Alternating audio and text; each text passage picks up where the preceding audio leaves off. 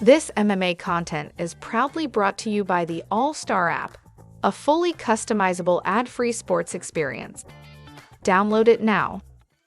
Ladies and gentlemen, welcome to This Week in Combat Sports, September 25th to September 30th. Ben the Bane Davis here. I'm going to take you through everything that's happened on each day.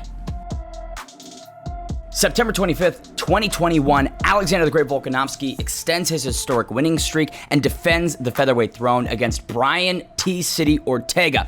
This defense came with its challenges. T-City had a couple tight submissions, a deep guillotine, and a triangle choke, his patented finisher, but wasn't able to secure a tap from the champion. Many believe that he's able to breathe through his penis hole because of how tight those submissions were. His head was turning purple and blue. But at the end of the day, his hand was raised, and this fight really changed the public perception surrounding Alexander the Great Volkanovski. We knew he was good. At that point, September 25th, we know he's great.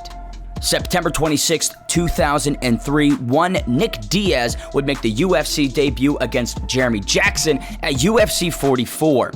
He scored a third-round submission and started what would become a legendary 18-year career with the company, resulting in a retirement following a loss to Robbie Lawler just last year. Nick's polarizing personality and Stockton roots developed him into an international superstar despite long periods of inactivity in his UFC career.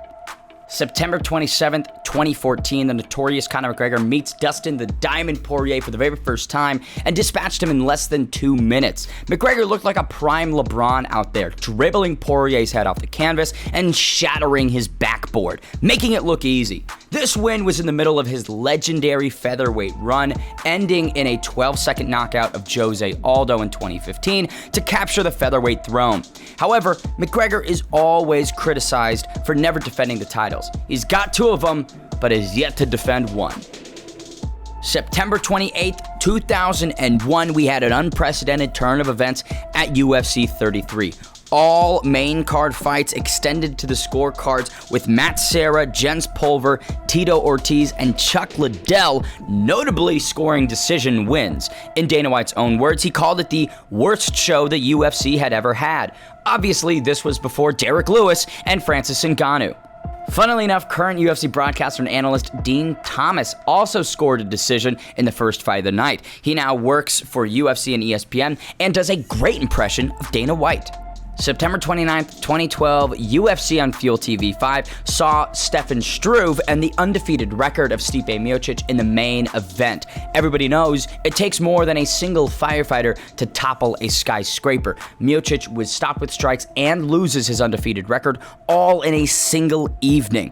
While their careers may have gone in different paths following this fight, current Discovery Plus and Eurosports broadcaster and interviewer Stefan Struve can always hang on his mantle a KO win over one of the best to ever do it at heavyweight in Stipe Miocic. September 30th, 2010, Iron Michael Chandler's Bellator tenure began with a first-round TKO of Scott Stapp. Whilst in the promotion, Chandler becomes a 3-time lightweight champion with 6 defenses overall and achieved the most wins and most stoppage wins in divisional history.